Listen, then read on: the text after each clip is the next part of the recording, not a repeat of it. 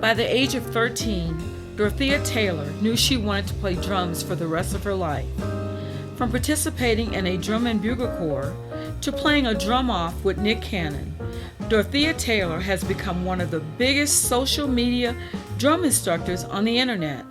Please take time out of your day to hear this wonderful, intriguing, and inspiring episode. Dorothea Taylor is next on OTP. Thank you so much for coming on OTP, Dorothea. How you doing today? Doing great. Thank you for having me.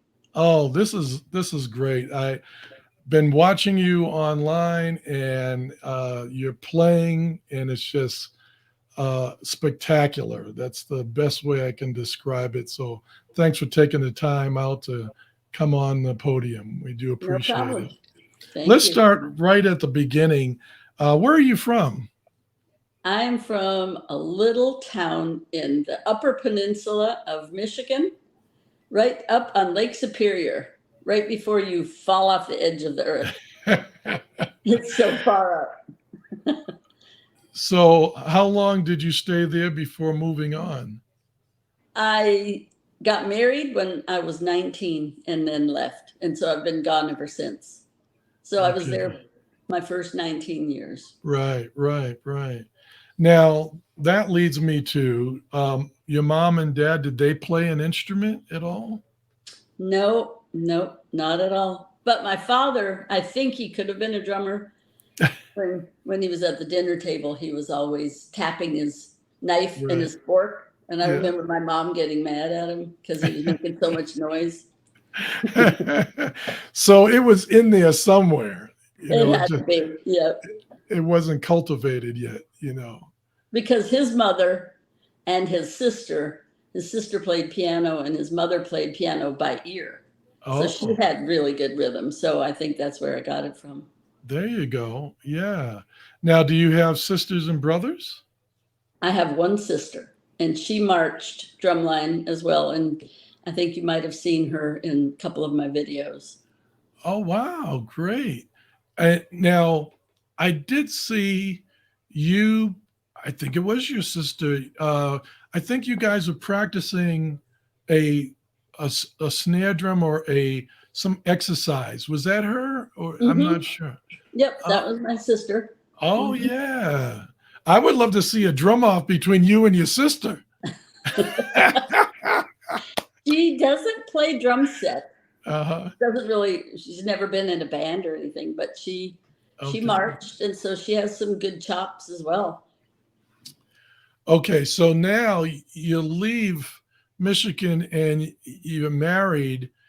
And well, let me back up for a minute because this is so inspiring and intriguing.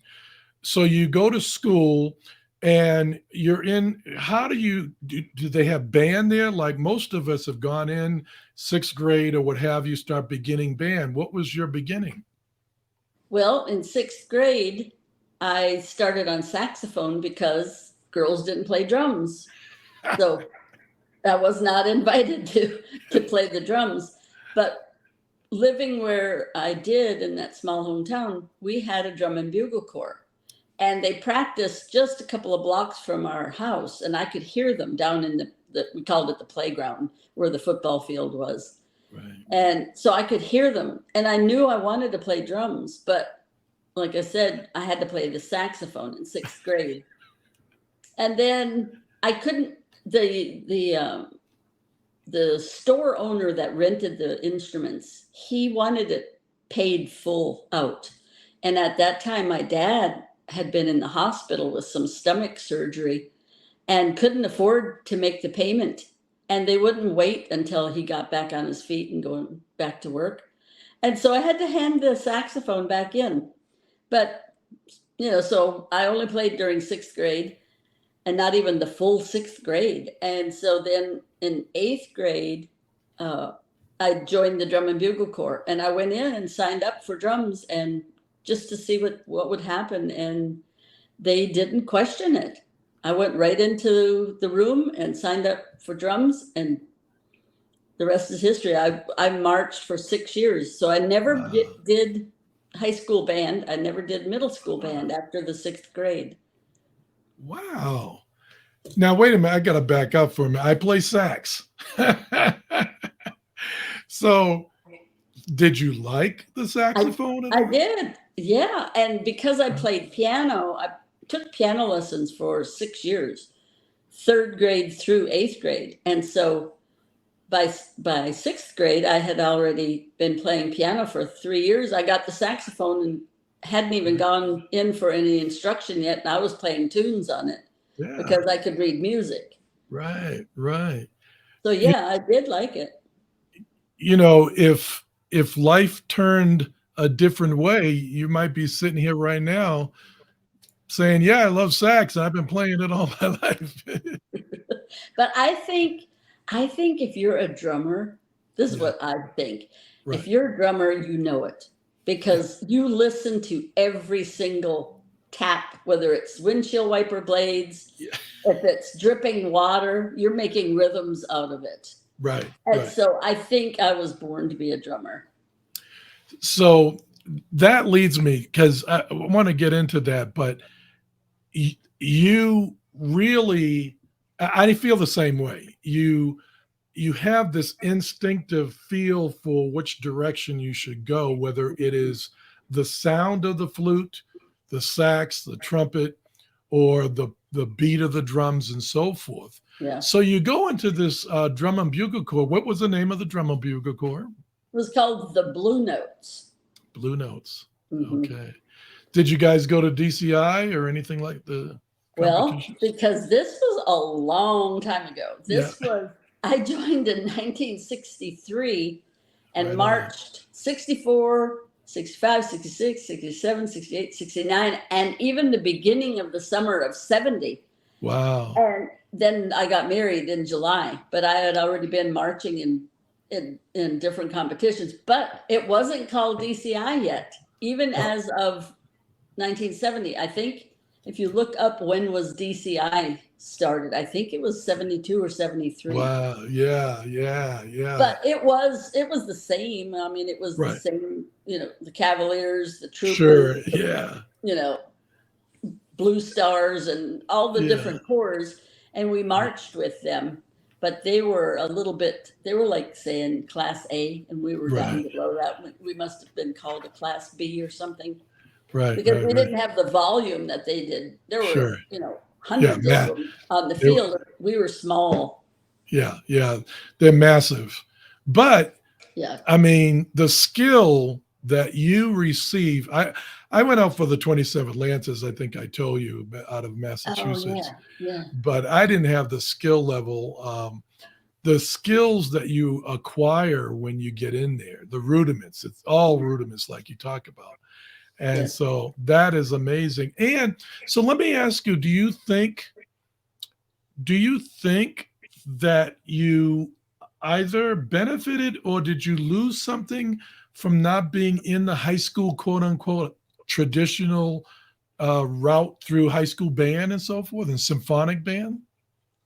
Well, I was going to say no, I didn't. But when you mentioned symphonic band, I didn't learn how to play timpani and Yeah, yeah. xylophone and things.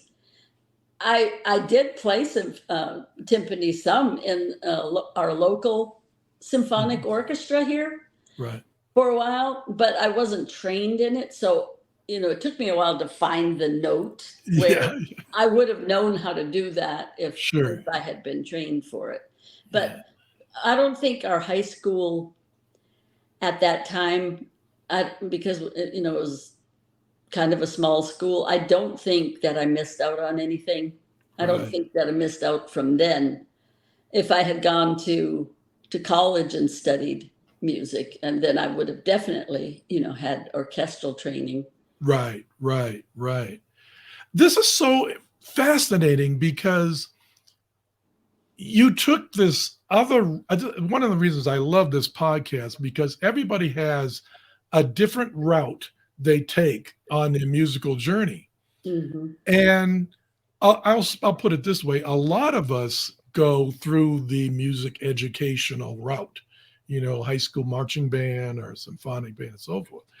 But you went through this route just by hearing it out in the atmosphere, feeling it, and you had the fortitude as a youngster to say, I want to go do this. Your parent. So now I want to go back when you walked home, and I was telling my wife about this interview. When you went home to mom and dad and said, I want to go play blah, blah, blah to the drums, what was their reaction to this? Completely supportive. That's And for a short time, when I first got my drum set, I had wanted a drum set, and money was tight. And so I came home from school one day when I was a junior in high school. So I didn't get drums until I was a junior. I just had, marching snare and a practice pad. But I came home and there was a red sparkle drum set in the living room. My father had found a used kit. So I put it up. I set it up in the corner of the living room. He was in his recliner. And every day after school, I would come home, I would get behind the drums, and he would even fall asleep. And I would be playing my drums. They never, ever, ever complained. Wow. Never. Now let's give a shout out to your mom and dad. What were the names? Give us the names. Marvin Jose and Eldora Jose. And they've been gone for a long time. Yeah. Long time. I wish they could somehow know that, all that banging that I did do, what it has turned into now. Oh, they know. They're watching. They're feeling every beat that you play. I hope so. Absolutely.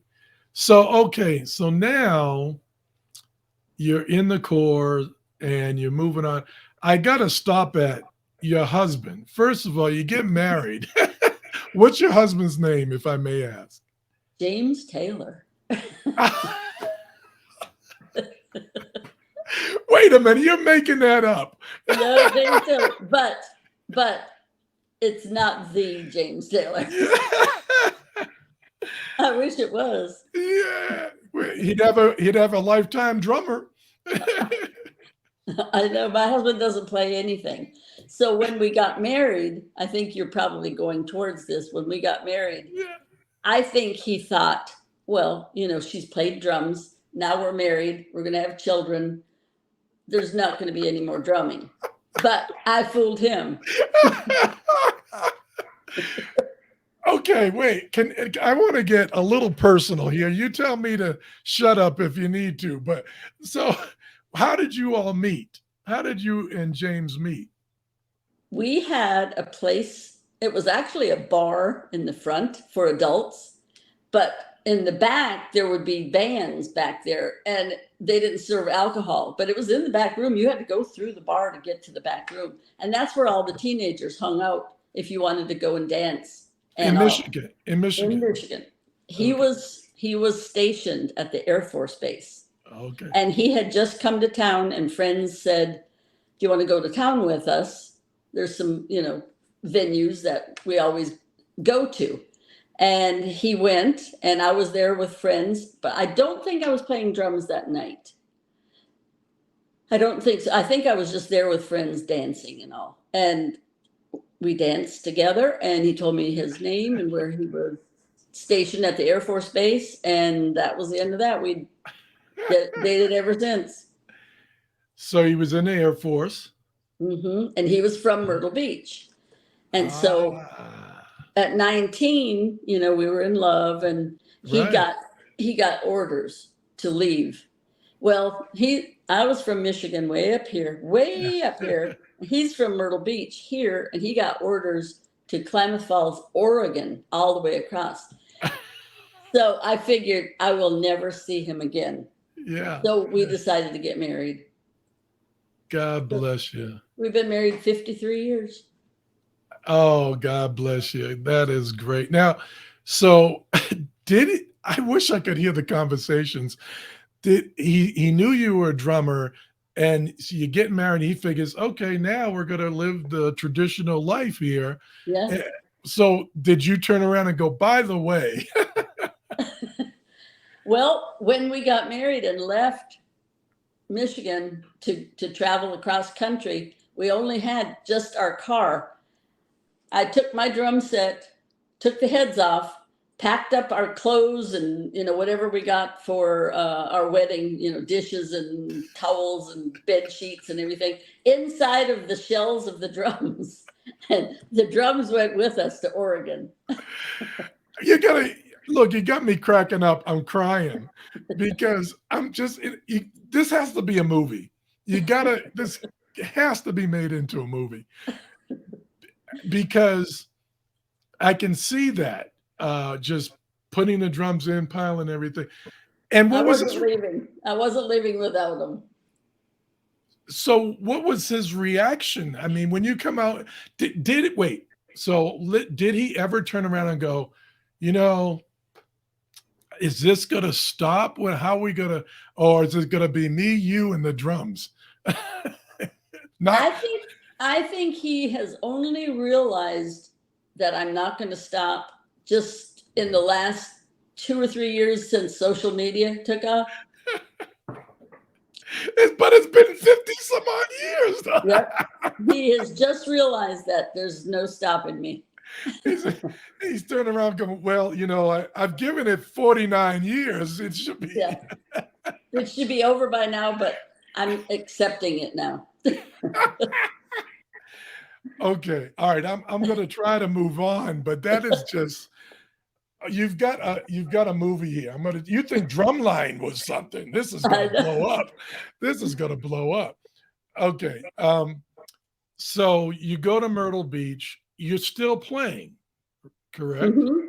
I'm playing, and I was pregnant and playing 5 nights a week right up until I was like 8.5 months pregnant for 2 of ours.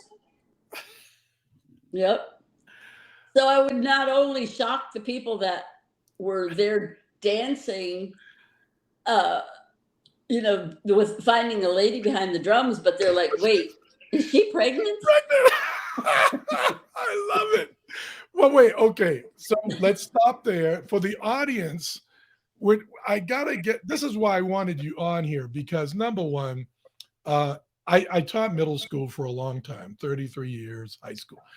And I am sad to say on several occasions, I've had parents come up over the years, those 30 plus years, and say, well, drums aren't really a girl's instrument.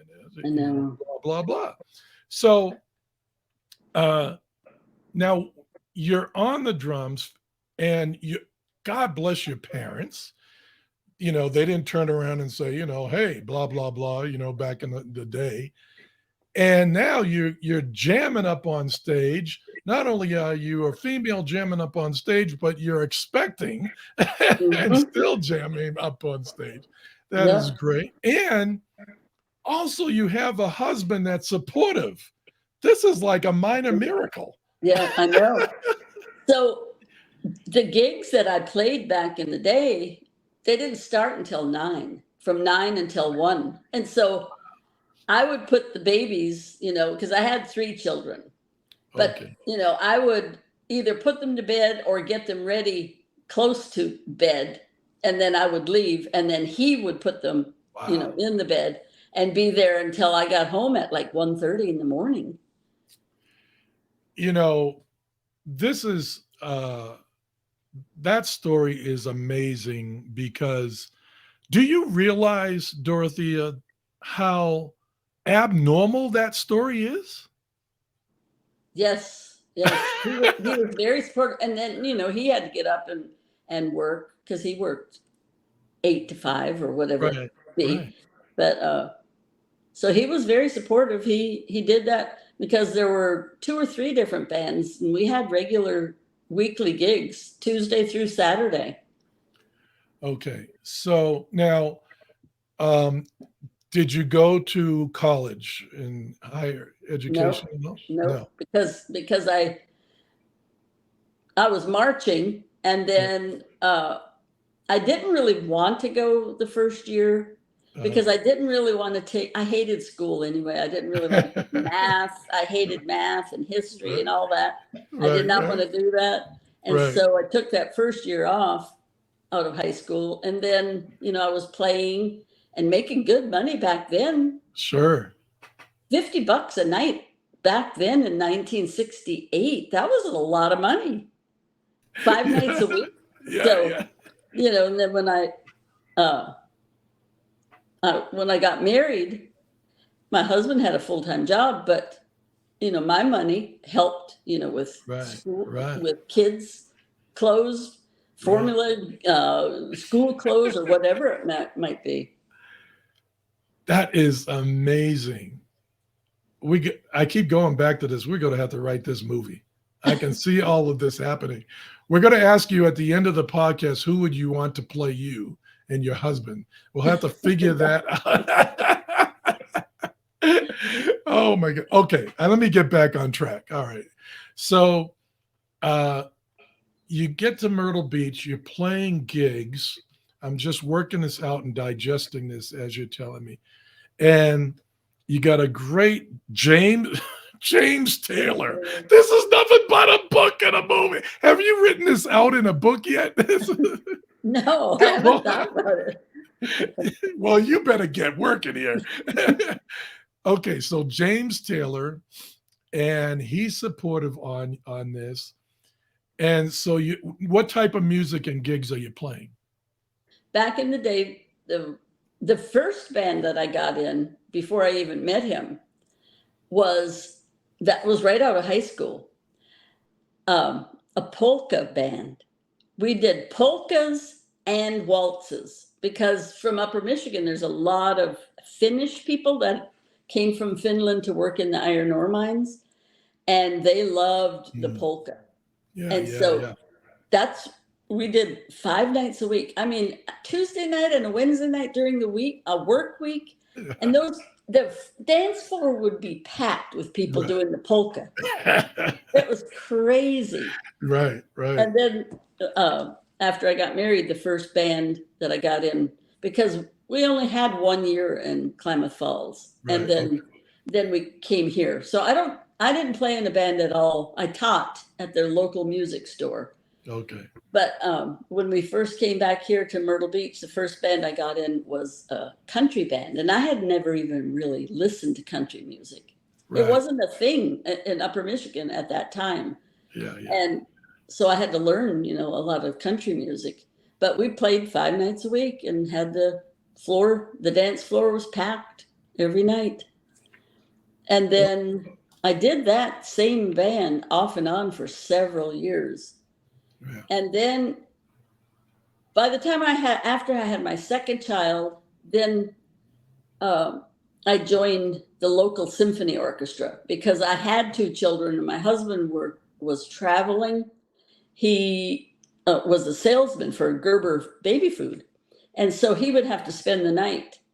So I had to be home. So I just played and practiced and rehearsed with the Long Bay Symphony. And I played with them for 10 years. And I don't think I played out in a band at all during that time. Just because, I needed to be home with the children. Right. And so it was 10 years with no band. And then when I started playing again, because I was teaching throughout that whole time. Teaching drummers, school drummers for, their drum lines. So I always had my hand in the drum rudiment part of it. Right. And then I got in a classic rock band and have been off and on until 2019 was the last time that I've actually been in a band. I have not played in a band. Now I've done Christmas and Easter and 4th of July concerts with, big like orchestra and things. But I have not been in a band playing out anywhere since 2019. So it's been a while. Yes. Now, you touched upon a couple of things. First of all, I want to say thank you for your service and your husband's service. Those were difficult times back in those days. And that generation, man, that's the tough, better men than us generation and women. I'll tell you what, thank you so much. So I want to I made a note here. when you're playing polka music is not easy. That's some hard music. because it's fast I know. and you have that swing. Yeah. But because I had, training with rudiments, Right. it wasn't any problem. I was able. So we had this one guy came in, and he was our new guitarist, and he was stationed here in no. Let me go back. Let's see, where was he? I can't remember if that was here. No, that was actually here. It wasn't polka, but it was I think it was country music, but it was the kind of country music where you play. Oh yeah. That kind of thing. And so it was a new guitarist, and he was really good, but he had never had a drummer that could play and keep up with him as fast as they were dragging. He would challenge me. And he was trying his best, and I was able to stay with him. I was thinking that was the polka band, but it wasn't. Yeah. How did you? I mean, this is obviously before YouTube and everything else. How did you move your development along to play other styles and so forth? When you're listening to 8 tracks? Because I mean, what were you doing? Yeah. We had. That's what I had to do because there was no YouTube instruction. And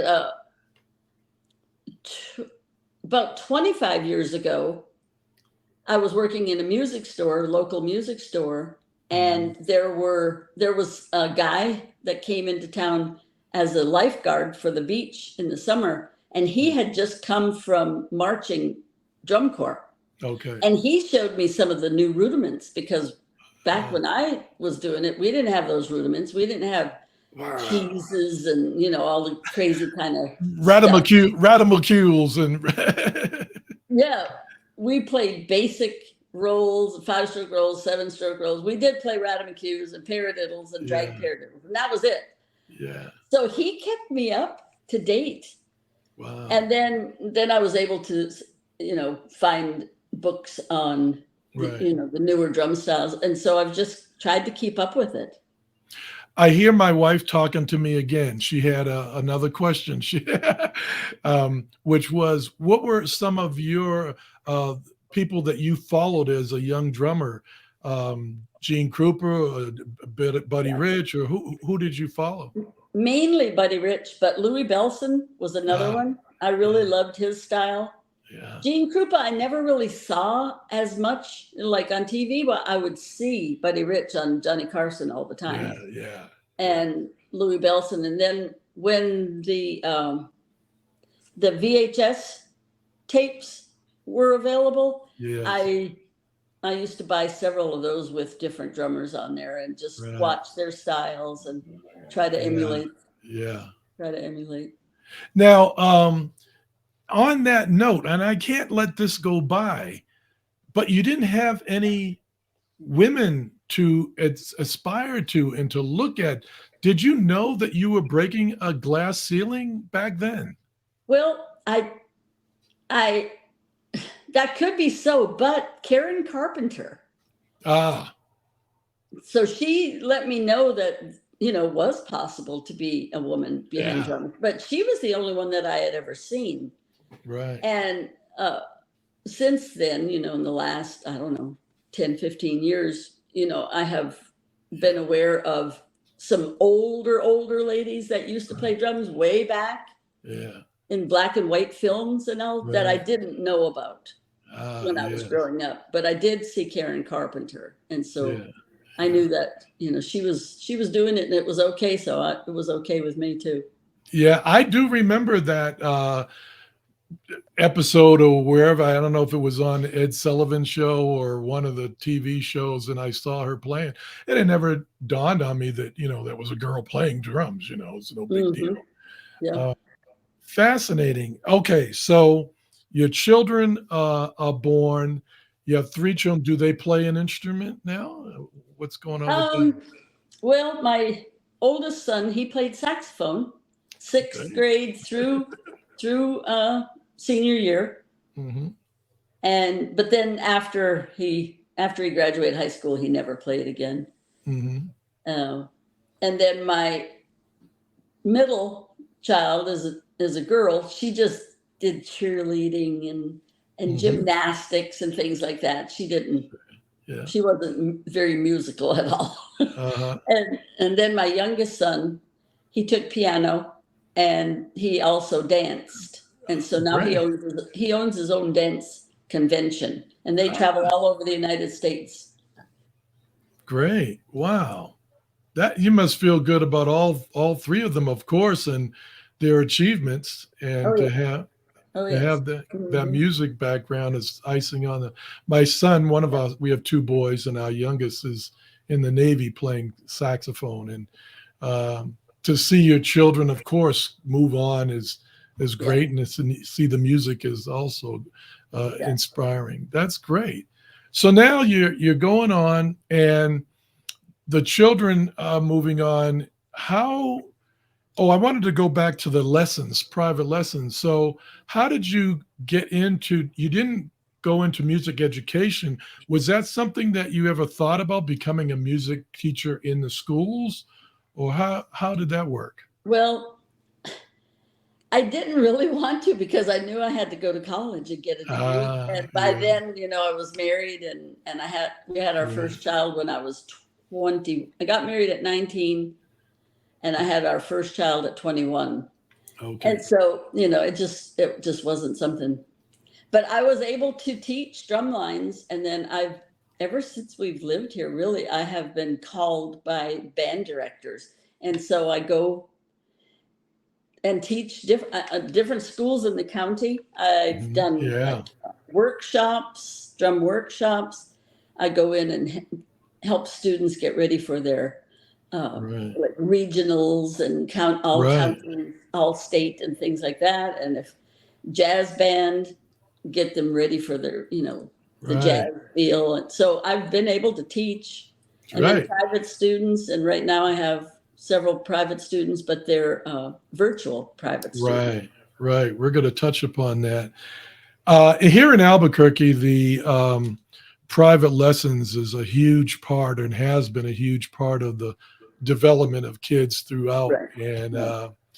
yeah, so that is amazing. And I call it life gets in the way and life directs us. Maybe you weren't supposed to go into that area, into teaching in the traditional sense, into the classroom.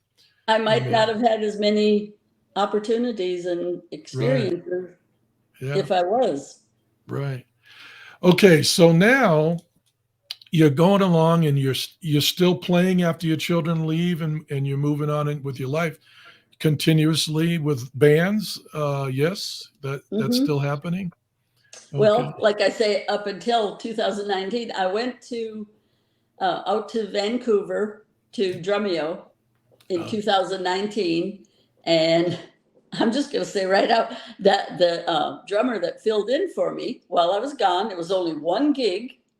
While I was gone, I was only gone 3 days. And when I came back, he took my spot. That does happen. He took my spot, and they called me and said, well, we know that you didn't want to play late at night, which I didn't, Right. because one of the gigs, by the time we got paid and I had packed up my drums, I Right. didn't get home until 2:45 in the morning. And that's too Yeah. late for a person of my age to be driving home in the Yeah. dark. So that was the end of that. It was like, okay. You're cut. But my husband was happy. He didn't care. James is the winner, man. We got to see if we can get him on here before the podcast is over. I don't know if he. I think he's feels outside riding his electric bike around the block.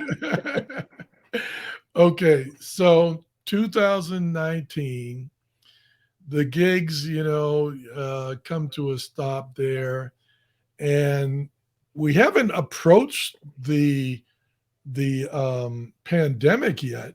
But are you going online and YouTubing at that point, or what's happening there? Mm-hmm. Yep. So I did I can't remember what year it was now that one video that I did just blew up. It was just crazy. Was that with the Drumeo? No, it was before. That's how Drumeo found me. Okay. It was just me playing a double stroke roll because my grandson had said that he was on TikTok. And he said, Grandma, why don't you put something on TikTok? I said, I don't even have that app. So he helped me put it on. Right. And then I did the video and put it up, and it just went viral. And it had like 1 million views in one day. In one day. And so then, it was, I think that was 2000. It was 2019. Isn't that when COVID started or something? Yeah, somewhere in there. You're somewhere right. in there. Yeah. So yeah. then, just March. being home. Yeah. Okay. Yeah. Just being home.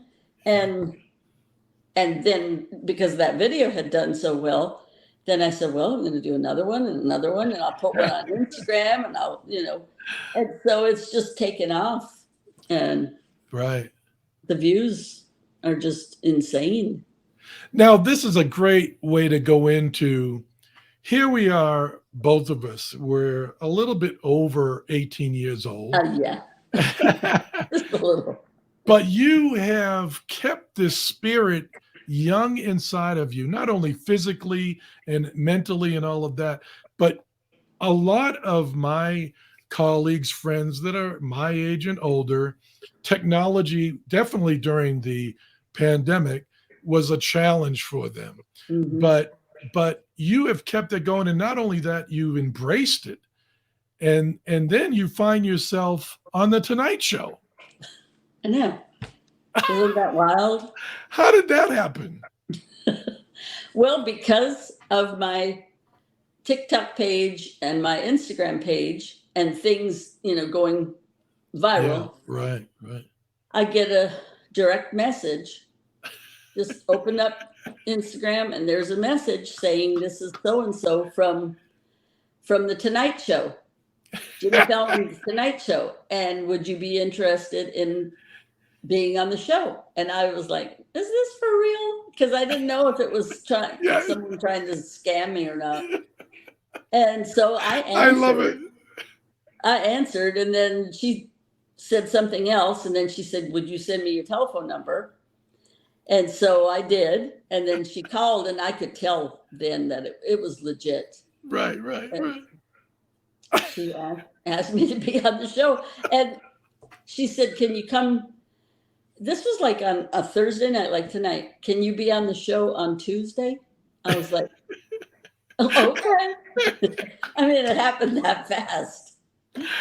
Oh my goodness. And what were you thinking? Because at one time you're saying you saw Buddy Rich on the Tonight Show.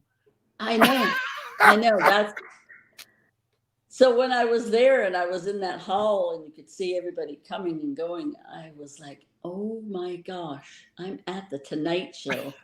But what was really mind-blowing is we were there. I got there at noon. And then they, gave me some spiel about this and that. And then we went out onto Jimmy's floor. Right. And they showed me the drums. This is where you're going to be sitting. Yeah.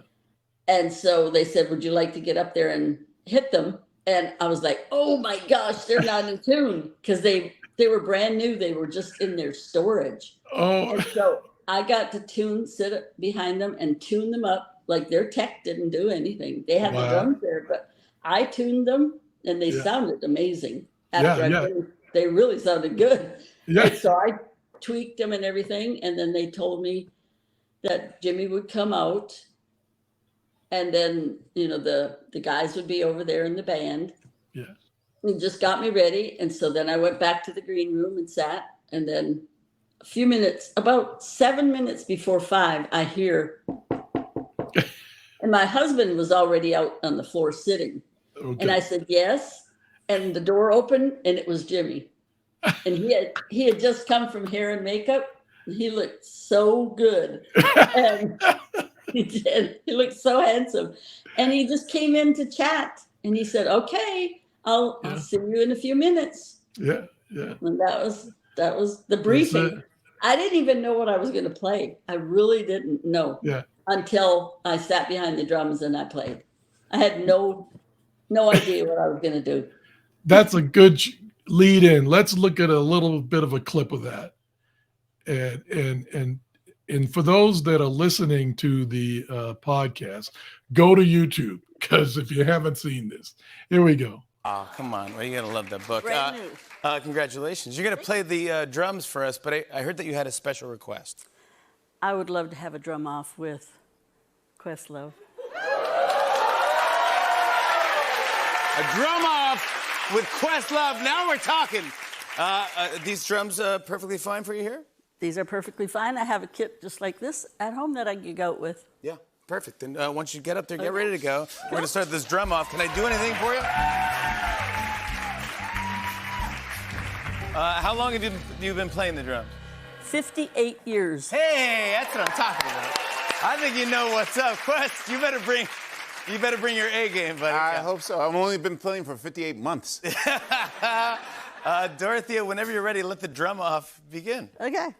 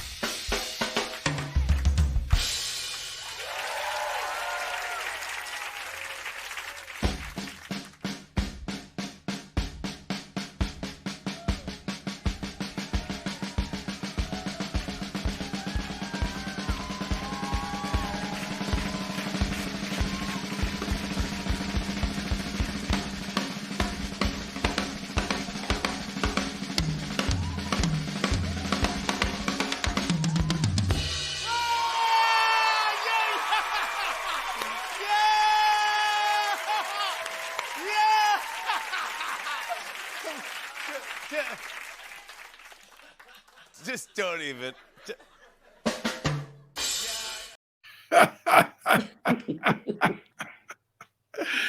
What I love about that is that little wave you do at the end, like, "Hey, it's just me."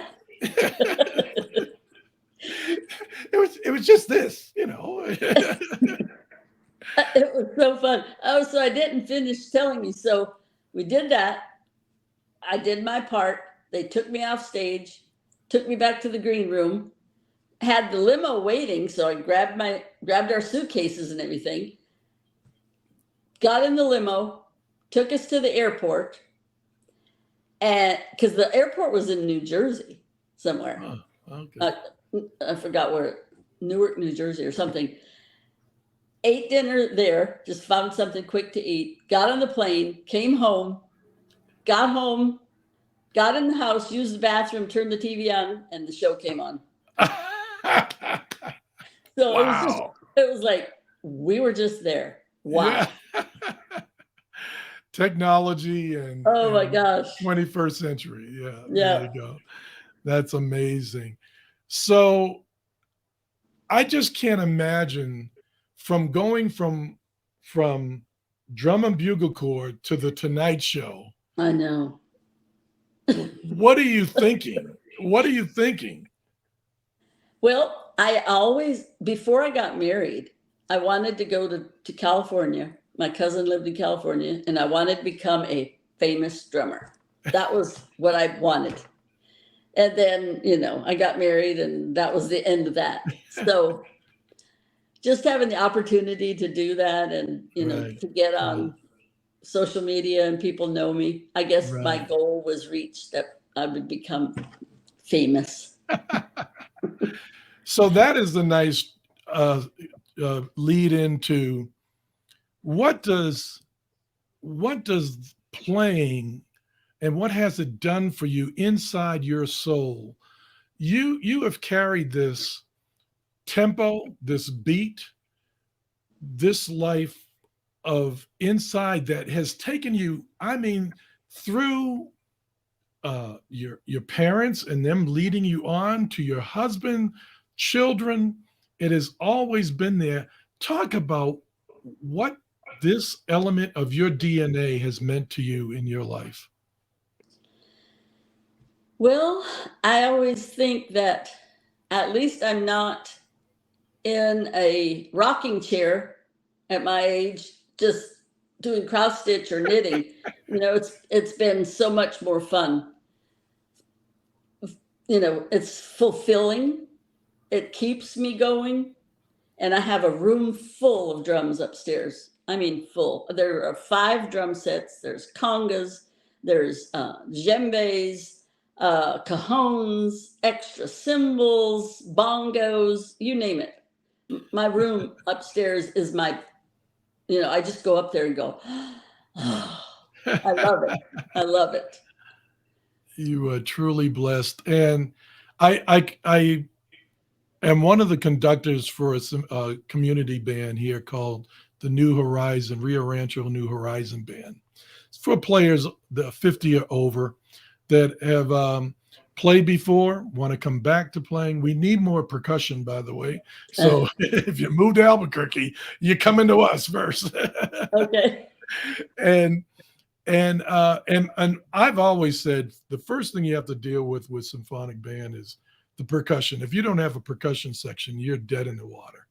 Yeah. And so talk to those that have played and left it away and life got in the way. Why should we come back and start picking up our instrument again? Why is it important to play music at our age? Well, I think it's good for the brain.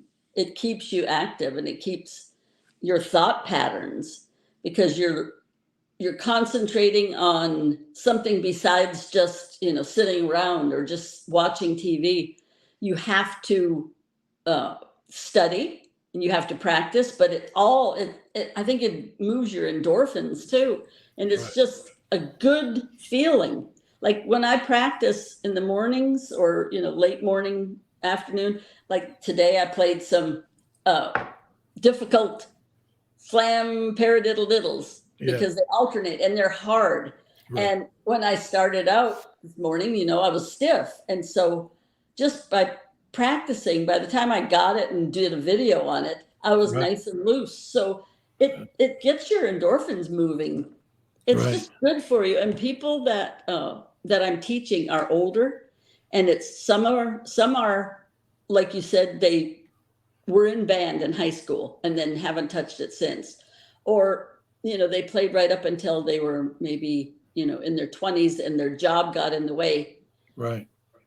But they're wanting to start back again. And so it has made their life change completely. Yes. Because they have something to look forward to every day, whether it's practicing and maybe picking up a gig, going to an open mic or whatever it might be. Right. It's making them happy. Yes. That's the key. Bottom, badum dum ching. You hit a nail right there. It's keeping you happy, giving you that feeling of accomplishment. And you are so inspiring for us. I have relatives, sister-in-laws that don't do anything. Yeah. They don't do anything. Yeah. They get up, they take a shower, and they just sit around all day long. Right. So what do they have to look forward to? Right. Going to the doctor the next day or the next day. Preach it. That's all they have to look forward to. But I get up happy because I have so many instruments that I can play. I'm like thinking, okay, what can I do today? What am I going to play today? Right. What video am I going to make? Right. And it gives me something to do, something on my agenda besides teaching. And not only that, though, you're giving the love of playing music, inspiring others through your videos. Before I let you go, tell us your contacts, if someone's watching and listening and they're saying, hey, I'd like to check this young lady out and see if she can help me clean up my double stroke roll. Right. So plug your info. So on Facebook, I'm under Dorothea Jose, Jose Taylor. That's my maiden name. Okay. And on Instagram and TikTok, it's both the same. Taylor.Dorothea, Dorothea. And YouTube, you can just find me under Dorothea Taylor. All right. And you'll give them all the information if I want to take lessons and all of that. Yes. And even if you want just, a couple of lessons, I'm glad to help. Absolutely. I want to thank you so much for coming on and taking the time. It's been great. You got to get the movie. You got to make the movie. Who would you want to play you? And is your husband there? Is he finished with his bike? He hasn't come in yet. Oh gosh.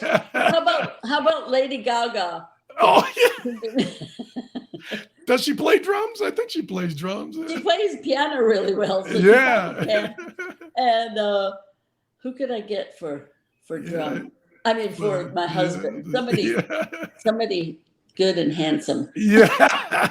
Hey, Jimmy will do it. Jimmy Fallon. Yes. Yeah. I love it.